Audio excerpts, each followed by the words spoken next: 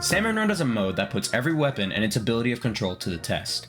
With the many weapons that are in the mode as of today, I figured it would be fitting to create my personal tier list of all 63 weapons. For this video, I will be going over the bottom tiers. For the weapons to be in the tier they are in, there are 3 factors: how good these weapons are at maintaining pace and consistency, the versatility, and how much I personally enjoy using these weapons. Please note that the weapons in each tier are in no order. Everything here is solely my opinion. Everyone is entitled to their own opinions. If you like content such as this, be sure to like and subscribe as more is planned out to release. Starting off with the bottom tiers, which I have GooTuber, H3, Inkbrush, and Dynamo Roller.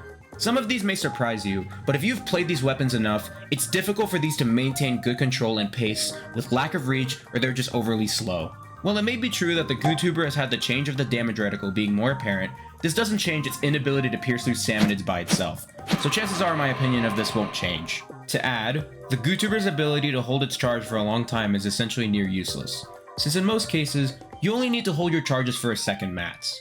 Also, every other charger essentially has more value in terms of optimal damage and range. H3 Nozzlenose's largest struggle is its inability to take down Cohawks in one burst. It takes good care of Chum and Small Fry, but the downtime between shots gives little breathing room for its low DPS. Originally, when I was making my tier list, I was willing to put Inkbrush in C because of this. Nice! やれないしなこれ。ナイス！よく入ったじゃんこれ。頑張ったなこれ。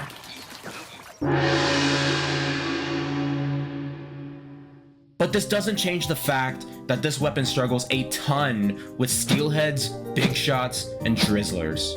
Its range for steelheads is just not there, and you have to put a high amount of willpower to be able to take care of big shots and drizzlers without being overwhelmed by lessers and any other bosses that crowd you and your low-reaching weapon. Lastly, in the D tier, we have the Dynamo Roller. Some of you may be surprised and would think Dynamo is good because of, well,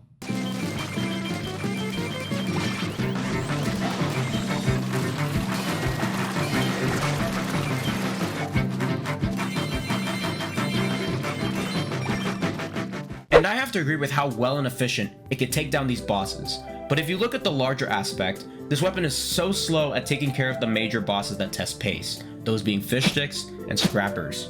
It's an amazing lesser clearer, but with how slow it is and how limited your ink tank is, it just makes for an unfun experience. This wraps up the D tier for me. Overall, these weapons add a lot of challenging elements to the mode for me, knowing the weapons are not timely or they struggle a lot with what can be done in a singular ink tank. Onto the C tier, every weapon here is either just too lackluster to be in the middle, or they have qualities above D tier. Starting off for C tier is the Arrow Spray, which plays great in terms of painting support for floppers and pads to get to bosses that are far away, such as stingers and flyfish. This shares the same DPS as the Splatter Shot, which is good, and I can go more about it later, but to reach that you need to ensure that every shot hits, which it struggles with. This also means that taking care of fish sticks and steelheads with its accuracy can be a doozy. Next is the Carbon Roller. To me, this is like the Arrow Spray of rollers. It feels pretty satisfying supporting others by tagging scrappers or taking care of flyfish for the most efficiency of my ink tank. However, this struggles at crushing important targets that I would initially think a roller can do. These are namely lessers that get bumped by the collision of the roller, which is just such an unsatisfying feeling coming from an ETS roller player in Splatoon 2. Tetris is pretty solid for its mobility and being able to roll 4 times and toggle lids, but the end lag and low damage makes for a difficult experience for something so fluid. In this mode, something I noticed is how much less breathing room Next Wave offers compared to Splatoon 2's Salmon Run. This means that every dodge roll you make needs to have some sort of purpose rather than higher end damage. You could end up rolling yourself into a horde and be exposed and prone to death due to your end lag and low damage struggle to back you up in scenarios like these.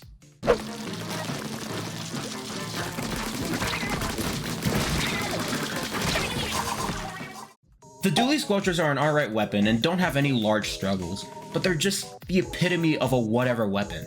The damage per second doesn't change when rolling, but it does take care of fish sticks and stingers well. This essentially plays pretty similar to Arrow Spray as a support, but Arrow Spray having a higher damage per second compensates for better self-sufficiency. It's difficult for me to come to a solid conclusion with this one, but there are just so many more fun weapons that can do this weapon's tasks and more. E-liter's range and powerful 600 damage per charged shot is great quality, but unfortunately, it's difficult to handle against flyfish or big shots up close by itself without getting surrounded by other hordes of salmonids. However, I will say that this weapon is one I don't use fairly often compared to the rest, so this placement is subject to change. The Glooga Dualies lack fast paint, making it a pain to deal with one of the more important bosses for pace, those being floppers. Its damage output is solid, but these capabilities are handled a lot better by the 52 and the 96 gal. It is so close to B tier, but its slow nature and weak ink efficiency shroud that thought. Rapid Blaster is a fairly common weapon, and I love its ability to take down fish sticks, stingers, drizzler torpedoes, and lessers with its fast area of effect. But unfortunately, this is just one of the most average weapons to me yet. It struggles with painting floppers and being able to be independent due to the low damage per second of 240. I personally think that an increase of damage per shot would make this a lot more fun and more of a consistent weapon for me. Splat Roller lacks a lot of damage capability needed for far distances. I have a hard time with it personally, and just a lot of the other rollers have a faster and higher capability than a middle-ended flick and roll. If I may add, this weapon's knockback makes for a personally unproductive result. The Junior shares essentially the same properties as Zap and Splash, but has worse accuracy despite a good ink tank. At a high hazard where the breathing room is little, the Junior isn't a weapon I would look up to, whereas Zap and Splash can do the same damage, but with better accuracy for important targets, such as steelheads or fish sticks. To wrap up my personal bottom tiers is the Splattershot Nova, due to its inaccuracy for such a middle-ended fire rate. While it may be true that this shares similarities with Dually Sculptures, such as its damage output and solid range,